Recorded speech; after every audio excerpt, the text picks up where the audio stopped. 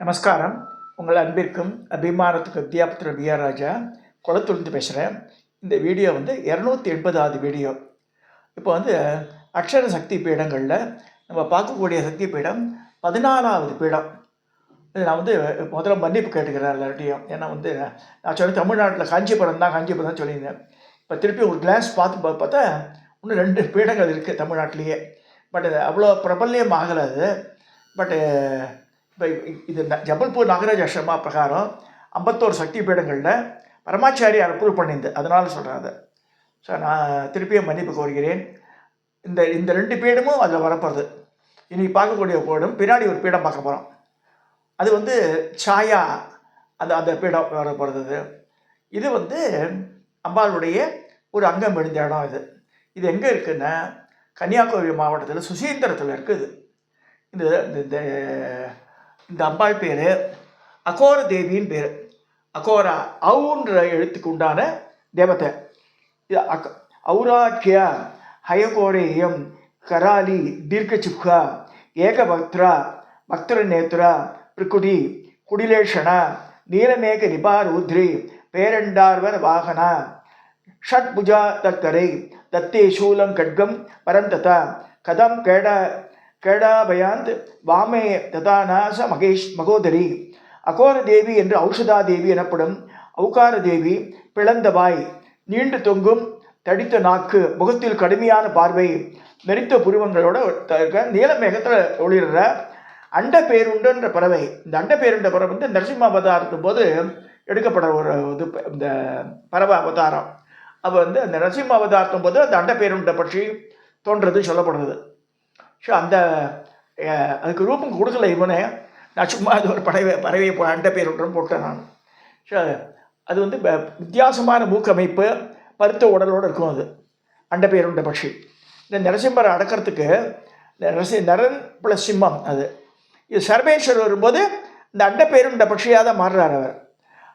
நரசிம்மர் மாறும்போது இவர் ஒரு சர்ப பட்சியாக மாறுறார். அவர் நரசிம்ம பகவான் அண்ட பேருண்டன்ற பட்சியாக மாறுறாருன்னு வருது. ஸோ அந்த பட்சியில் தான் உட்காந்துட்டுருக்கான்னு சொல்லப்படுறது. வலப்புறங்களில் சூலம் கட்கம் வரமுத்திரை, இடப்புறங்களில் கதை கேடயம் அபயமுத்திரையுடன் பெருத்த வயிறோடு பேரண்ட பட்சி வாகனத்தில் காட்சி தருகிறாள் என்று மேற்கண்ட சித்த சாபர சந்திர ஸ்லோகம் சொல்கிறது அப்படின்னு சொல்கிறார். அதாவது ஔகார அக்ஷரா தேவியானவள் சைவத்தில் அனுகிரகேஷனாக, வைணவத்தில் சங்கர்ஷனாகவும், நரசிம்மனாக, சாக்தத்தில் வியாமினியாக, மாயி என்னும் நம்ம சரீரத்தில் கீழ் பல் வரிசைகள். அன்றைக்கே கூட சொல்லும்போது நான் திரும்ப சொல்கிறேன்னு விட்டுட்டேன். இப்போ ஜஸ்ட் ரீகாலிங். அதாவது மனிதர் போல் அம்பாளுக்கும் அதே பல் வரிசை தான். 16, 16, 32. நல்லா படிச்சுங்க. 32 பல்கற்கள் நமக்கு மேலே 16 கீழே 16. அந்த 32 தான் சுத்த வித்யான்னு சொல்லியிருக்கு. சுத்த வித்யாம் குராகார திதிபங்கு தயச்சோலான்னு லலிதாசார நாமத்தில் ராமாவளி இருக்குது. இந்த சுத்த வித்யன்றது 32. அந்த 32 உண்டான அந்த எழுத்துக்களை வச்சு தான் லலிதா சாதநாமத்தினுடைய ஒவ்வொரு வார்த்தையும் ஸ்டார்டிங் அப்படி வந்திருக்குன்னு சொல்லப்படுறது. இப்போ நான் you get a clear point. 32 பற்களுடைய அதே மாதிரி 32 எழுத்துக்கள். 51 தான் விளக்கப்பட்டது. இந்த இது லலிதாவை பொறுத்த வரைக்கும் சொல்கிறாங்க. முதல் எழுத்து, ஒரு வார்த்தையோட முதல் எழுத்து மட்டும் அந்த 32 எடுத்திருக்கா. அது ஒரு சாஸ்திர காரணம் சொல்கிறா. அது நமக்கு வேண்டாம். இப்போ 32 கணக்கு பல்வரிசை. அந்த கீழ்பல் வரிசை விழுந்த இடங்கன்னா இங்கே சுசீந்திரம். சுசீந்திரத்தில் என்ன சொல்கிறா, பெரிய சிவன் கோவில் இருக்குது. அது கன்னியாகுமரி பகவதியோட ரிலேட்டட் டெம்பிள். அது பரமேஸ்வரர் பார்வதி கன்னியா அங்கே தபஸ் பண்ணும்போது இந்த அசுரர்கள் வதரங்களை பானாசுரன் வரும். 2-3 அசுரர்கள் வரா. ஸோ பகாசுரன் நம்ம போட்டிருக்கான். ஸோ அந்த மாதிரி அசுரவதத்தை வரும்போது கன்னி பெண்களுக்கு பவர் ஜாஸ்தி. நல்லா புரிஞ்சுக்கணும். பிரம்மச்சாரி பையன் மணிகண்டன் ஐயப்பனுக்கு பவர் ஜாஸ்தி. அதே மாதிரி கன்னியார் பொண்ணு தான் அது பவர் ஜாஸ்தி. கன்னி கழிஞ்சு ஊற்றினா அவ்வளோதான் பவர் போயிடும் அது. ஸோ அந்த மாதிரி கன்னியாகுமரியாக வரா. இங்கே கன்னியாகுமரியில். ஆனால் இந்த அம்பாள் அகோரா தேவின்ற இந்த அம்பாள் இந்த தானுமாலயன் பீடத்தில் இருக்கா அப்படின்னு சொல்லப்படுறது. அங்கே எப்படி இருக்கான்னா முன்னுதித்த மங்கைன்னு சொல்லி ஒரு கோவில் இருக்குது. அது 10 கரங்களோடு இருக்காங்க. இதில் வந்து அப்பா வந்து மத்தூர் மகிஷாசுர மத்தியன் போட்டிருக்கான். 8 கரங்கள் இது. முன்னுயித்த மங்கை ஃபோட்டோ போடல இதில். ஸோ முன்னுயித்த மங்கைன்னு ஒரு கோவில் இருக்குது இங்கே சுசீந்திரத்தில். அந்த இடத்துல தான் வந்திருக்கா அம்பாள் சொல்லப்படுறது. முன் உதித்த மங்கை சில 300 கணக்கு இருக்குது. 301 300 + ஒத்தர். ஸோ அதை வச்சு இந்த 301க்கு முன்னுதித்த மங்கை சொல்கிறான்னு அதில் ஒரு கணக்கு இருக்குது. சரி, அது எப்படி வேணா இருக்கட்டும். ஸோ இந்த கீழ்பல்வரிசை விழுந்த இடம் இந்த சுசிபீடம் சொல்லிருக்கு. சுசீந்திரம் சொல்லுது, சுசிபீடம் எல்லாம் வந்து டேலிஸு. இதுக்கு வந்து கான்ட்ராவா யாரும் சொல்லலை, அதுவும் சொல்லிடுறேன். சில இடத்துல பார்த்தா வட இந்தியாவில் ஒன்றுக்கு தென்னிந்தியாவில் ஒன்று வருது. அந்த மாதிரியா இல்லை. இந்த இது வந்து சுசீந்திர தானுமாலய பீடம் வந்து 1 51 சக்தி பீடங்களில் அங்கீகரிக்கப்பட்ட இடம் அது. நல்லா கோவில்லாம் இருக்குது. வட இந்தியாவோட கோவிலில் அழிஞ்சு போகலாங்க. இங்கே வந்து கோவில்லாம் இருக்குது. சிவன் கோவில் பெருசு. தானு மால் அயன். தானுன்னா இந்த ருத்ரபகம், மால்னா திருமால், அயன் இது பிரம்மா. ஸோ பிரம்மா விஷ்ணு ருத்ரன் சேர்ந்த ரூபம் அந்த சிவலிங்கமே. ஸோ தாடி விஷா மாதிரி காமிச்சிருப்பா. அலங்காரங்கள் வித்தியாசமாக இருக்கும். மேலே குவளை வேறு சாத்திருப்பா. அதில் மேலே அடுக்கு அப்படியே இந்த முடியே ஜடாமுடியே இருக்கிற மாதிரியே இருக்கும். இந்த தானுமாலயனுடைய பார்க்கும்போது வெரி பவர்ஃபுல் சக்தி அது. இப்போ வந்து இங்கே என்னென்ன கதைகள் நடந்துன்னு சொன்னால் 2-3 கதைகள் சொல்லப்படுறது. அத்திரி அனுஷியா அங்கே எம்பியிலேயே இருந்திருக்காவா, இங்கேயே இருந்திருக்காங்க. ஏன்னா பின்னாடி பிற்காலத்தில் இங்கே வந்தால் தபஸ் பண்ணுறா. இங்கே பொதிய மலையை ஒட்டி தான். ஸோ அது கேரளா பார்டர் வந்துடுது. அப்படியே அங்கே இருக்கும்போது நாரத மகரிஷி வந்து அந்த 30 தேவியிடமே கோல் முட்டுறார். அனுஷியான்னு ஒத்தியிருக்கா, அவளை வந்து யாருமே வெல்ல முடியாது, அவளை கற்பில் சிறந்தவளாம் சொல்லும்போது நாங்கள் பார்க்குறோன்றா. ஸோ அப்படி பண்ணும்போது தான் வீட்டுக்காரெல்லாம் அனுப்புகிறா அவள் 3 பேருமே. ஸோ பிரம்மா விஷ்ணு ருத்ரன் அக்கா திரும்பி வரா. அவள் இங்கே பூமியில் வந்து பகவதி பிக்ஷாந்தேகின்னு கேட்குறா. சிவா ஆற்று உள்ள காலம் ஆற்றுக்காரர் இல்லை. அதில் அது அத்திரி அனுஷியாவுடைய கணவனான அத்திரி மகரிஷி எங்கேயோ வெளில போயிருக்கார். அந்த நேரத்தில் வரா, பார்த்துன்னு தான் வரா. அவள் உள்ளே போது பாயெல்லாம் போட்டு அவள் தண்ணியெல்லாம் கொடுத்து உபசரிச்சு மாதிரி சாப்பாடு போடுறேன்றா. இல்லை நீ வந்து எங்களுக்கு நிர்வாண இது தரணும், பிக்ஷை தரணுன்றா. அப்போ பார்க்குறப்ப ஒரு ஒரு திடுக்கிட்டு உள்ளே போய் ப்ரே பண்ணுறா. தெரிஞ்சுது அவளுக்கு கற்புக்கரசியாஷவா வந்தவா யாரும் தெரிஞ்சுது. சரி நான் தரேன்னு சொல்லிட்டு ஆற்றுக்கார கமண்டல் எடுத்துன்னு வந்து அந்த தண்ணியை 3 பேர் தெளிக்கிறா. குழந்தைய மாறிடா 3 பேரும். ஸோ புடவையை விளக்கிட்டு அவளுக்கு பால் ஊட்டிடுறா. 3 பேரும் 3 குழந்தைக்கும் 3 தொட்டிலுக்கு. ஸோ ஆற்றுக்கார சொன்னோடனே ரொம்ப வெரி ஹாப்பி. அந்த 3 பேருமே வந்து ஆற்று குழந்தையா மாதிரி இருக்காள. ஸோ அவள் அதை ஜஸ்ட் கீப்பிங் குவைட். இந்த மாதிரி வந்து இங்கே இருக்கா அட்வர்டைஸ் பண்ணவே இல்லை. ஸோ அந்த குழந்தை 3 குழந்தைய வளருது. அனுஷியா தேவி வந்து ரொம்ப she is taking utmost care. அந்த அது போன புருஷன் 3 பேர் வரவே இல்லைன்னு சொல்லிட்டு அவள் பயந்து போய் ஓடி வரா. ஷபா வந்து சொல்லும்போது அப்போ நாரத மகரிஷியெல்லாம் சொல்லி அத்திரி மகரிஷின்னு சொல்லி அவள் வந்து அந்த முன்னுதித்த மங்கை கோவில் பக்கத்துலேயே ஒரு பெரிய குளம் இருக்குது. அந்த குளத்தில் நீராடி அங்கே ஒரு சில காலம் வந்து தபஸ் பண்ணுறா. அவள் அப்போ வந்து இப்போ வந்து பழைய நிலைமையை அடையிறா. அந்த 3 குழந்தைகளும் பழைய. அப்போ கேட்குறா, உனக்கு என்னம்மா வேணும்? நீங்கள் எனக்கு குழந்தையாட வந்துட்டு உங்கள் ரூபமாக எனக்கு குழந்தை வேணுன்ற. அது மாதிரி தான் தத்தாத்திரேயர். தத்தாத்திரேயருக்கு வந்து 3 முகங்கள். ஸோ 3 முகங்கள் பிரம்மா விஷ்ணு ருத்ரனுடைய ஒரே இந்த 3 சேர்ந்து ஒரு கூறு அவர் அப்படி பிறக்கிறார். ஸோ அத்திரி அனுஷியாவுக்கு முதல் பிள்ளை துர்வாச மகரிஷி, அடுத்து தத்தாத்திரேயர், அடுத்து சந்திரன். இது 3 பேர் மெயினாக வந்து பிறக்கிறா சொல்லப்படுறது. அரியத்துறை ஸ்தலபுராணத்தில் பிரம்மகீர்த்தி சந்திரன், பிரம்மகீர்த்தி முகுந்தன் கூட 2 குழந்தைய சொல்கிறா. அவள் 5 குழந்தைய சொல்கிறா. அது எப்படி வேணா இருக்கட்டும். இது வேற. இது தவிர இன்னொரு இன்சிடெண்ட்டும் நடக்கிற மாதிரி சொல்கிறேன். பட் இந்த இன்சிடெண்ட் நடந்து நார்த் இந்தியாவில் கிட்டத்தட்ட இதில் மகாராஷ்டிராவில் இந்த நாசிக் கிட்ட நடந்த மாதிரி தான் சொல்லப்படுறது. அது இன்னும் மேலே நடந்த மாதிரி. அதாவது கௌதம மகரிஷி அண்ட் அகலியை வந்து பிரம்மதேவரால் படைக்கப்பட்ட பெண்ணு. அவ்வளோ அழகாக இருக்கா. Everybody wants to marry her. ஆனால் வந்து கடைசியில் பிரம்மதேவர் தான் டிசைட் பண்ணுறார். இஸ் கிவிங் அகலிகை டு கௌதம மகரிஷிக்கு பொண்டாட்டியாக போகிறாவோ. அவன் நம்ம சின்சியராக தான் இருக்கா. ரொம்ப காலம் வந்து முதலே முடிச்சு இந்திரன் வந்து அவர் பிளான் பண்ணுறான் அவளை கல்யாணம் பண்ணிக்கணும்னு. ஸோ பட் அது மாதிரி நடந்துருதுன்னு சொல்லிட்டு எப்படியாவது I want to join with ஹர்னு சொல்லிட்டு இப்போ கோழியாட்டம் கத்துறான். அந்த நேரத்தில் வந்து காத்தால பொழுது விடிஞ்சிச்சு, நதிக்கரைக்கு ஸ்நானம் பண்ண போயிடுறாரு. வேறு பார்த்தா இந்த பூக்கள்லாம் மலரவே இல்லை.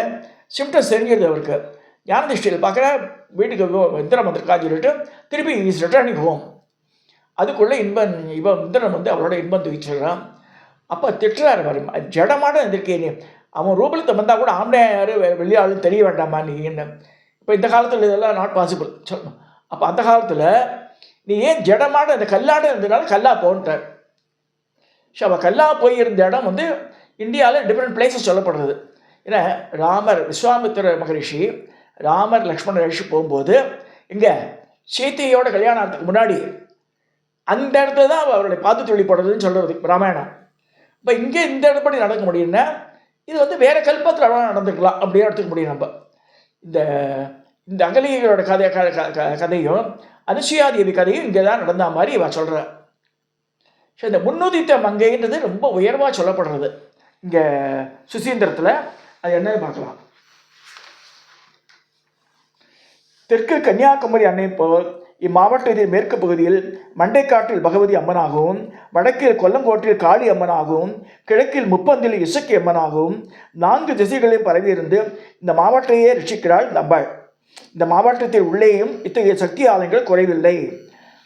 தேரூர் பூதபாண்டி ஊரில் அழகிய நங்கை ஆலயங்களும், மருங்கூரில் ஆபத்து காத்த நங்கை ஆலயம், திரிசனன் தோப்பில் ஸ்ரீதர நங்கை ஆலயம், சித்தப்பாலி ஸ்ரீ பத்மநங்கை ஆலயம், அழகிய பாண்டியபுரத்தில் வீரமங்கை ஆலயம், குலசேகரன் தாமரக்குளம், கோட்டாறு, குறுந்திரு முதலிய இடத்தில் குலசேகர நங்கை ஆலயம், நிறைய வித்தியாசமான பேர்களில் அம்மன் கோவில் நிறைஞ்சு காணப்படுறது இந்த சுசீந்திரத்தோடு சித்தை. இந்த மாவட்டத்தில் மகாசக்தி பீடத்தை அலங்கரிக்க முன்னிறுத்த நங்கை அம்மனையே இப்போது தரிசிக்கிறோம். அற்புதமான சுசீந்திரம் தானுமாலையன் ஆலய தெப்பக்குளத்துக்கு அருகில் அழகியவ காட்சியளிக்கிறது முன்னிறுத்த நங்கை திருக்கோவில். கன்னியாகுமரி நாகர்கோவில் தேசிய நெடுஞ்சாலையில் நாகர்கோவில் 4 கிலோமீட்டர் தூரத்தில் உள்ளது சுசீந்திரம். இந்த பிரதேசத்தை பிரஜா தீர்த்த பூமி என்றும் கந்த புராணம் வர்ணிக்கிறது. இந்த பிரதேசத்தை ஞானாரண்யம் என்று பல புராணங்கள் கூறுகின்றன. அடர்ந்த காடுகள் இருந்ததால் பல மாமுனிவர்கள் தபஸ் பண்ணிக்கான்னு சொல்கிறார். இந்த ஞானாரண்யத்தை கற்பகரசி அனுசுயாதேவி தேவியோட அத்திரி மொழிவர் வந்து அந்த கதையை பார்த்தாச்சு. இப்போ நம்ம முப்பெருந்தேவியான கலைமகள் அலைமகள் மலைமகள் பூமியில் சேர்ந்து இருக்கும்போது அங்கே சேர்ந்த இந்த நாரத கதையை பார்த்தாச்சு. இப்போ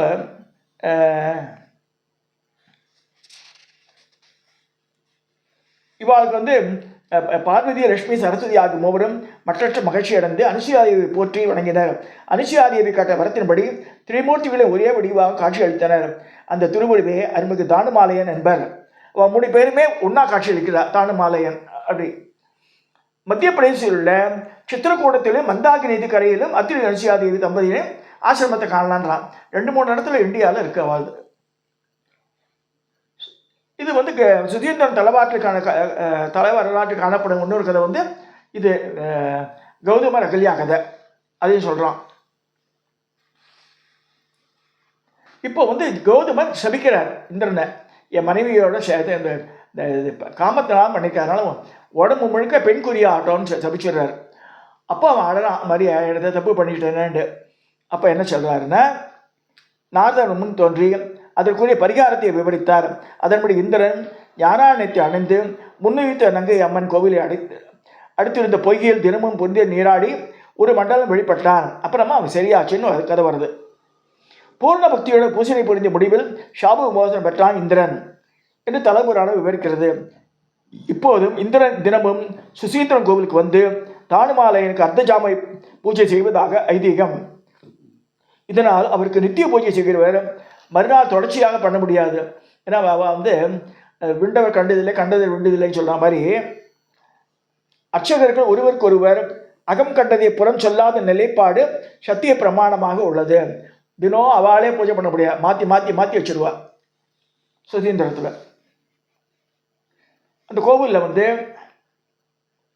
இந்த கோவிலுக்கு தனியாக கொடிமரமோ பலிபீடமோ ராஜகோபுரமோ கிடையாது. இங்கே இந்த ஆதிபராசக்தியாக விளங்கும் முன்னிறுத்த மங்கை கோவிலில் காளியக்க நிலப்பரப்பில் அமைந்துள்ளது.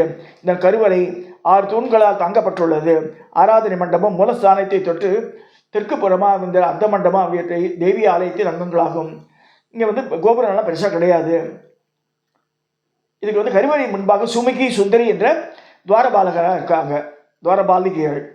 சுற்றுப்புறத்து சாஸ்தா, பஞ்சகன்யர், சிவன், பார்வதி, பூதநாதர், நாகராஜர், காலபைரவர் எல்லாம் இருக்கா. இங்கே 135 அடி உயரம் கொண்ட 7 நிலை ராஜ கோபுரம் பெருசாக இருக்குது. இந்த சுசீந்திரம் கோவிலுக்கு தானுமாலயனுக்கு அம்பாள் முன்வைத்த நங்கை தசபுஜங்களுடன் திரிசூலத்தை ஒரு கையில் தாங்கி பிடித்து அக்கிரமங்களை அழித்து காலத்தை வெல்லும் காலா சூலினியாக காட்சியளிக்கிறார். அவள் தான் இவ்வளோ சொல்லப்படுறது. இந்த படம் எங்கடா இருக்குன்னா அம்பாஜி கோவில் இருக்குது. இந்த 14வது சக்தி சந்நிதியில் இந்த மாதிரி இருக்குது. ஆனால் முன்வைத்த மங்கை தான் இந்த அகோர தேவி சொல்லப்படுறது. இங்கே என்ன செய்வாள்னா அது வந்து இதில் கல்லில் செய்யப்பட்ட விக்கிரம் கிடையாது. இந்த முன்வைத்த மங்கை அம்மனின் திருவுருவம் கற்சிலைகள் செய்ய தொடங்கும் முன் பழங்காலத்தையே முன்னால் செய்து கடுஞ்சக்கரை என்னும் தெய்வீக மருந்தால் செய்யப்பட்டுள்ளது. இந்த மருந்து காவி மண், குந்திரிகம், குலுக்குழு சர்க்கரை, கொம்பரக்கு, செஞ்சைமன், பசுனை, எண்ணெய், மூலிகைச்சாறு 8 பொருட்களால் செய்யப்பட்ட சிற்பசாஸ்திரத்தை கடுசக்கரையாக யோக மருந்து என்கிறது. இந்த சிலைக்கு அபிஷேகம் கிடையாது. எனவே அவ்வுருவத்துக்கு முன்பு மகாமேருக்கு வடிவத்திலான ஸ்ரீசக்கரத்தை பத்ரகாளியாக போற்றி வழிபடுகின்றனர் போட்டிருக்கான். சுசீந்திரத்தில் சித்திரை மார்கழி மாதங்களில் நடைபெறும் திருவிழாக்களிலும் அம்மன் முன்னித்த மங்கையே முதன்மைப்படுத்தப்பட்டு பூஜை செய்யப்படுறார். ஆடிப்பூரத்தை அன்னை அவதரித்த புனித நிலமாக கருதுகின்றவர் அன்று முன்னித்த மங்கைக்கு சிறப்பு வழிபாடுகள், ஆராதனைகள் நடத்தப்படுகின்றன. இந்த மாதிரி இது வந்து இதுக்காரும் அம்மன் நாமம் முன்னித்த மங்கையே பேர் வந்துன்னு கேட்டால் முதல் காரணம் அன்னை பத்ரகாளியாக வடிவெடுத்து மகிஷாசுரனை வதம் செய்த அறிவோம். அந்த அன்னை வெற்றி கழிப்பில் தெற்கு நோக்கி வந்து நிலை கொண்ட தலைமை சுசீந்திரன் சொல்லியிருக்கு. 2வது காரணம் இந்திரன் சாமன் லிங்க பெருவாக அவன் பூஜை பண்ண ஸ்தலம். 3வது காரணம் தேவாய தேவர்களும் ரிஷிகளும் இந்திர பெற்ற சாப்புக்கு 300 ஏக்கர் 301 யாகம் செய்து மும்மூர்த்தியை வழிபட்டால் சாப்ப மாதம் வரும்னு சொல்லுவேன். 300 பேர் வந்துட்டா, ஒருத்தர் ஷார்ட்டேஜ். அப்போ அம்பாலே வந்து இருக்கிறா 301. அதனால் முன்வைத்த மங்கையும் பேர். 4வது காரணம் முப்பது தேவிகளான பார்வதி, லட்சுமி, சரஸ்வதி ஆகியோர் கணவன் அனுசூயா தேவியை வழிபட்டு அங்கே வந்து அனுசூயாவை கற்பின் சேர்ந்தால் குழந்தைகளாக்கப்பட்டு பின்னாடி அவள் அந்த சுயரூபத்தை கிடையிறார். அதுக்கு வந்து முன்வைத்த மங்கை தான் அருள் பாலிக்கிறான்னு சொல்லப்படுறது. 5ஆம் காரணம் பாரத போரில் படைவீரர்களுக்கு பெரும் உணவளித்து புகழ்ந்த உதயன் என்ற நெடுஞ்சேரலாதன் என்ற சேரமான் மரபில் வந்த கன்னிப்பெண் தெய்வம் தான் முன்வைத்த மங்கை. சேரனான் அவன் தான் சாப்பாடு போட்டிருக்கான் பாரத போரில்.